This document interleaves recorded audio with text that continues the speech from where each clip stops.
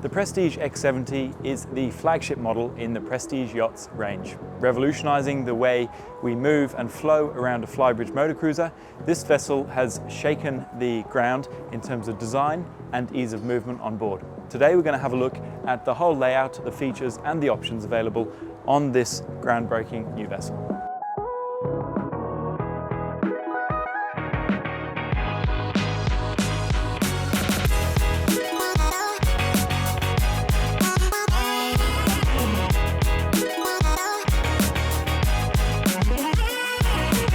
Starting at the stern of the vessel, we have an amazing aft swim platform. This is a tender lift. It's rated for 370 kilograms, and you can upgrade that to 650 kilograms if you're looking for a bigger tender. The transom of the vessel is also equipped with this amazing beach club sun pad, so very comfortable seating and lounging out here. If you lower the platform down a little bit more, it makes a very comfortable seat with very easy access to the sea. As the platform does lower, an automatic stairway expands here to continue the flow down the port side and into the water. Now we're going to have a look at the helm stations later on, but before we head further forward and into the main bulk of the vessel, it's important to point out that we actually kind of have 2.5 helm stations. So there is, tucked away on port side here in this little door, is a Volvo IPS joystick and a bow thruster and an engine control here. So you can actually fully maneuver the vessel from the transom to make parking the vessel easier if you're short crewed or operating the vessel on your own. So a really nice addition for those owner drivers looking for this vessel. A vessel of this size, especially in Australian waterways, is typically an owner operator. There are 2 of these vessels in Australia. Both of them are driven by their owners. However, those looking for a crewed vessel do have the option of adding a crew cabin just here. This has accommodation for up to 2 with a private toilet and shower compartment and direct access into the engine bay. For those using as an owner-operator, this is a nice outdoor toilet facility with direct access from the transom. Also a little bit of extra accommodation for kids or grandchildren, and then you can also use it as storage, failing that. While we're in this area of the vessel, we'll take a look into the engine room, the powertrains and the equipment that we have in there. So there are 2 engine options when it comes to the X70. They're both Volvo Penta, and they are IPS 1200 or IPS 1350. Now the bigger engines on the X70 will give you a top speed of about 26 knots with a fast cruise of about 20 knots. And at that 20 knots fast cruise speed, your range with the larger engines is about 286 nautical miles. IPS drive is obviously very simple to use. It's all joystick control and super effective combined with the bow thruster for maneuvering such a big vessel. Another reason why it's such a good owner-operator vessel is that it's just simple operation with multiple helm stations. The engine room in here is quite cavernous. I'm 6 foot and I've got a good headroom above my head, so plenty of space for servicing and work, and also plenty of space for all the other equipment. This is a very well equipped vessel. Down here behind me we have a Seakeeper gyro stabilizer. It's a Seakeeper 18. So one of the most advanced models, but that gives you good stability when the boat is rolling around. Either side of that, we have a 2,000 litre diesel tank, so 4,000 litres in total, 1 tank for each of the engines. Between the diesel tanks just behind me here, we have a 17 kVA generator. This goes to power all the 230 volt systems on board, as well as the air conditioning. The rest of the engine room is very well equipped and very easy access. We've got a very good fire suppression system in here. I can see a water maker here as well as all the inverters, chargers and relay switching boxes. So really this is the nerve center for running the whole vessel. Just above my head here we have another access into the engine room. So there is dual access, one through the crew quarters in the stern and another directly into the cockpit through a hatch. Let's go up there now. Moving up onto the main deck, it's very expansive up here, and the first thing I notice is the endless deck that we have. The barrier across the back of the cockpit is a glass barrier, so you don't get the feeling of being hemmed in at all. And the length and the width of this deck is quite phenomenal. There are multiple seating options here. So in this configuration, we have a dining table here. You could probably get 6 around here comfortably. We've got a couple of chairs down that side and maybe one on either end. This sun pad here is configurable. So these bolsters are actually just weighted and you can move them around if you want to face outboard or or move them back and sit facing aft, or you move them forward and you can lounge facing aft and sit facing forward. So there are a few different options here. There are other deck layouts available as well. So you can do kind of vis-a-vis seating, they call it, the French, and you can have seats aft facing each other for a dining situation, or a cocktail table at the back as well. So it's quite a configurable area here. When you're specifying the vessel, you can really set it up depending on exactly how you want to use the boat. Above my head, just behind the coach roof here, there is a sun awning which we have assembled at the moment, providing shade for the entirety of the cockpit where it's not covered by the hard superstructure above my head. A lovely sun lounge on either side, going nearly all the way to the gunnels. So again, making full use of this whole area out here, with very easy access to the working cleats. So big cleats and big fairleads here, several cleats down the transom. It's a very easy access for your mooring operations and boat operations. Moving further forward, on the starboard side of the vessel, in this configuration, we have a wet bar. So in here, there is drink storage and also a fridge, as well as a small sink. So this is your outdoor entertaining area. This is really where you can host your friends or have your crew serving drinks to the guests on board. Now, just before we head into the main saloon, you can see the companionway stairs for access to the flybridge are on port.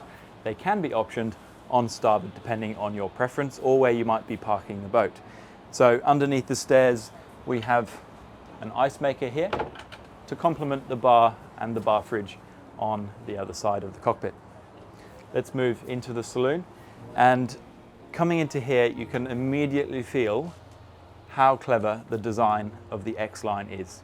So typically on a flybridge cruiser, you would have a walk around setup. So you'd have the saloon in the center and then an access way down either side. This takes up, up to about half a meter, if not more, of the beam, and you lose a lot of internal volume here. So what we actually have a saloon that takes up the full beam of the vessel, and that actually increases the volume internally by about 30% compared to an equivalent boat. So immediately you have a sense of, it's almost a multi-hull or a catamaran feel when you're in here, because we're taking up the full beam where it's most important.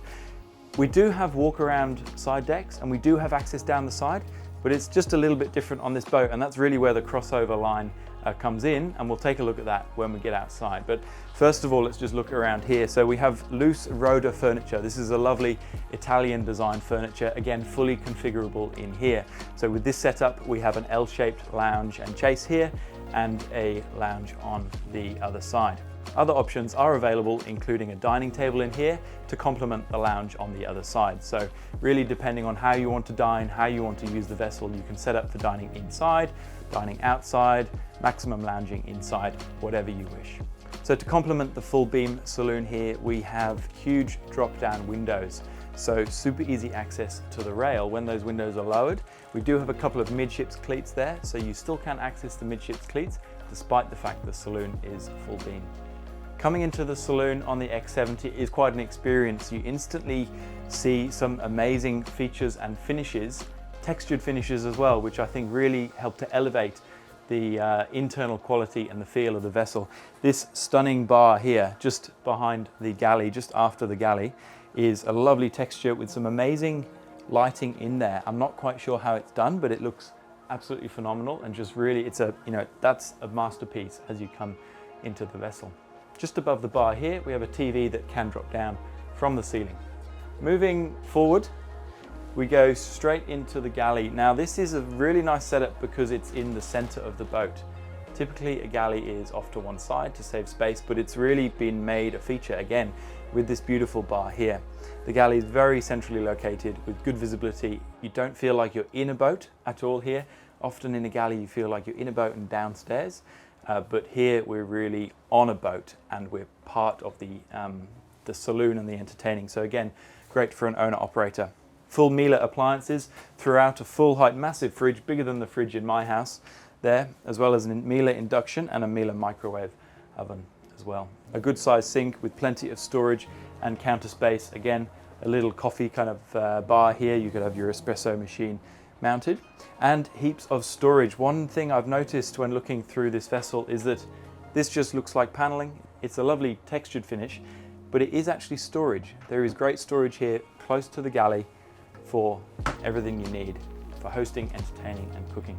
Moving forward, we actually go up into a raised pilot house. Now this is nice because you've got a little bit more elevation, and again it's part of that crossover line and the ease of flow that we have on the X-Line vessels. Now this is an amazing pilot house. We are actually centrally located here on the vessel, which makes it incredibly comfortable and a great position for those long distance passages. This seat is quite wide, you won't feel cramped in here at all, and it does move fore and aft depending on how you want to drive, if you want to drive standing or sitting, to make it as comfortable. This bolster flops down and you can actually sit 2 people on here. So this is an amazing spot for monitoring the vessel, controlling the vessel when you're on your offshore passages. Centrally located, as I said before, and very social again. We have a little chase lounge just here on starboard, as well as quite a comfortable looking cushion pad there. So the captain is certainly not going to feel left out when they are operating the vessel. We do have amazing connection to the galley. Again, if you're offshore, you can be making a cup of tea, coming back here and monitoring everything at the same time. So I think it's really quite an amazing system. We've got 3 16-inch Raymarine screens here. We've got all the functionality. We've got cameras on the back of the vessel, navigation. We also have a ship control integrated into the navigation system. So this is running all our systems on board. We can control inverters, lighting, all the power on board can be operated through the ship control system. Central located wheel, obviously we have our Volvo joystick, our bow thruster, trim tabs here as well as our twin sticks, and everything else, VHF, all the equipment that goes with running the vessel. This is really the control center for the main vessel. We have another control station in the flybridge helm on the flybridge. Turning our attention to the accommodation on board, the X70 is equipped with 4 cabins. This comprises of a master owner suite, which is in the bow, we'll take a look at that shortly, a VIP cabin located centrally, that's actually almost full beam, the VIP cabin, as well as 2 twin cabins. This is very unique, the cabin layout on this vessel. Being a 70-foot monohull, it's amazing to have 4 cabins, accommodation for 8, plus crew on a 70-foot platform. Access to the guest cabins is on starboard, and as we come down we have a corridor that runs across the vessel. Immediately on my right we have 1 twin room, and just a bit further down the corridor another twin room. These 2 cabins share a spacious head to port. Immediately on my left as we come down the stairs is the VIP cabin. Now this is very special, and for a VIP cabin on a vessel this size is absolutely huge. The majority of it is situated to starboard, but then over on the port side we do have access through here into the ensuite bathroom. So I can see out both sides of the vessel in a VIP cabin. On a typical 70-footer, most people would consider this the master cabin. So it's really quite a special setup here, very comfortable for guests. In here it is a home away from home for your guests. You have a writing desk, plenty of storage, good hanging room, and a 42-inch TV as well. Let's make our way now into the private access to the master cabin. So we're now coming down the port side of the vessel, just outboard of the central galley, which we looked at earlier. Straight away on my right-hand side here, we have a wine cooler. We also have plenty of storage. Just here, again, making use of every inch of space on board. Moving forward, this is a private access. This is owner only coming down here. It doesn't take us to any other cabins. Straight away coming into the cabin, plenty of storage. Into the owner's cabin, and what an amazing cabin it is in here. The quality of finish, the textures, we've got suede on the linings of the roof and the walls. We've got this beautiful leatherette finishing here. One thing I really like about this berth is that it faces forwards. So when the boat is underway, you're looking forwards as well. 2 huge hull windows giving plenty of natural light, plush carpets, plenty of seating, a writing desk, and again, storage everywhere, textured finishes, and this lovely walnut finish color that we see. There are other options in terms of internal color fit out available. Making our way forward, and just in front of the bed, we have an amazing, I think it's about a 55-inch flat screen TV there, again, surrounded by this lovely textured finish.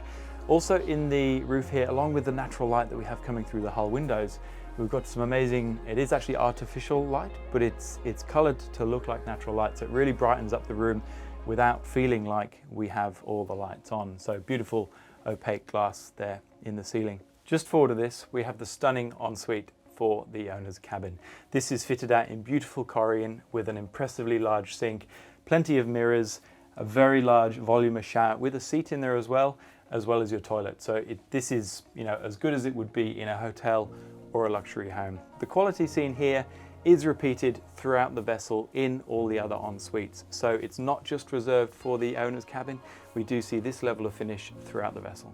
Inside the ensuite itself, we have, again, more natural light coming in through the hull windows, as well as really good ventilation in the room to let out all the steam from the shower. It is a rain shower, so beautiful quality of finish in the shower with Korean floorboards as well. The most important thing in any cabin is storage and where you put your personal belongings. So just on the port side of the ensuite access here, we have a lovely walk-in wardrobe with plenty of shelves, plenty of hanging space. A really great addition and really finishes this cabin, leaving nothing wanting for the owner. We've looked at the inside of the vessel now, and we can really see the plush level of finish and the quality and the texture that has been put into this design. The internal design from Felipe Briand is second to none, and this is what Prestige are renowned for, is their internal fit out and finish. And we see this across the whole range, the F line, the X line and the M line. We've covered the inside of the vessel now, so let's make our way up to the deck and take a look at the flybridge. So on the crossover line that we're on now, there are multiple ways to move around the vessel. We're heading up now to the raised pilar house that we looked at earlier, and straight away to starboard we have access out to the foredeck. Let's take a look at that. As we step out, this is the perfect access from the helm station inside to the working deck. Huge flat working deck here. Again, Prestige carry a lot of beam in the bow forward, so we really don't feel like we're on the point of a skinny yacht here. We've got a great working area, good cleats, fair leads, all the working equipment that you need for safely anchoring and mooring the vessel. There are optional sun lounges that you can put here as well. This vessel doesn't have them, but again, along with all the other areas in the vessel, this can become a lovely relaxing zone and a place to hang out while on board. We do also have an option for painting the cabin top and the T-top. Now this is a great option if you want to make the boat look a little bit more sporty, change the color tones a little bit, and that's a dark gray paint on this part of the vessel to give it a slightly more aggressive, sporty look. From this position on the foredeck, we actually have access down both sides of the vessel up to the flybridge on the aft of the vessel. Now, this is what I talked about earlier, is that you still have a walk around. However, it is just done slightly differently. So I'm walking around the outside of the cabin now and making my way up a short flight of stairs here. Again, on the outside of the vessel, I can be hanging fenders, I can be working the vessel, and I make my way up to the flybridge. This is repeated on both sides. So I'm actually above the saloon now, so I still have a walk around. It's just slightly higher, and this is all about the crossover and the flow. It's just they've rethought the way you move around the vessel so that we can get the most out of the inside and make it a working vessel on the outside. The flybridge up here is absolutely huge, and it almost feels like a vessel in itself up here. You know, you'd be happy with what you have up here, but the benefit is you've got a whole boat just below you as well. So there are other options for layout up here. In this configuration, we have loose rudder sun lounges. Other options are available, including dining out here, as well as upholstered lounges. Teak is also an option throughout the flybridge. Moving forward, we come under the shade of the T-top. And in here we have a dining table. This can take up to 8. You can see 8 chairs positioned around this very nicely. And on this setup, we actually have a clear setup fully enclosing this flybridge. So on a cold day in winter like we are today, you can be enjoying the best of the vessel at a good elevation, but out of the wind and out of the sun. So just to starboard of the dining table here, we have a dual wet bar setup. So this is a prep and bench space. In here we have an electric Kenyan grill with a sink. We also have a fridge here and more storage here. Underneath in this wet bar is just plenty of storage. So perfect again for doing barbecues on the flybridge and serving your family and friends. Moving forward to the front of the flybridge, again we're fully enclosed in this beautiful clear setup here. We have the flybridge helm station. This has much of the equipment that we have downstairs, albeit on 22-inch Raymarine screens. The vessel can be fully controlled from here, and if you're maneuvering and docking, this is a great position just because it gives you more elevation and a better overview of what's going on the vessel. Just to starboard of the helm station, again, a very social helm with an L-shaped couch here. So you could have yourself, your partner, and 3 or 4 friends joining you whilst you're driving the vessel. An opening sunroof in the flybridge bimini is also an option for giving you extra ventilation and letting the sun in when it's not too hot. This also helps to keep the weight down, reducing the need for solid fiberglass roof. So that brings us to the end of this walkthrough on the Prestige X70. As you can see, it is a stunning vessel. It's, again, the flagship in the range and is super popular. This exact vessel we're on today is quite a special vessel. The Prestige yachts are built in France, in Les Herbiers, northwest France. This vessel was actually bought by an Australian and launched at the factory in France. He had equipment fitted in Bordeaux, and then he enjoyed a season in the Mediterranean, cruising the best of the Mediterranean waterways on this beautiful boat before shipping it back to Australia. That's really where these vessels come into their own, is they are liveaboard coastal cruisers where you can really enjoy the best of the world's waterways. TMG is fully set up to support an adventure like that. So whether you're looking for a vessel like this in Australia or for a European pickup, we can help. We hope you enjoyed this walkthrough of the Prestige X70. My name is Joe Fox from the team at TMG Yachts. If you did enjoy this video and want to see more Prestige related content, do like and subscribe to be updated when John, Rowan and myself put out more similar content.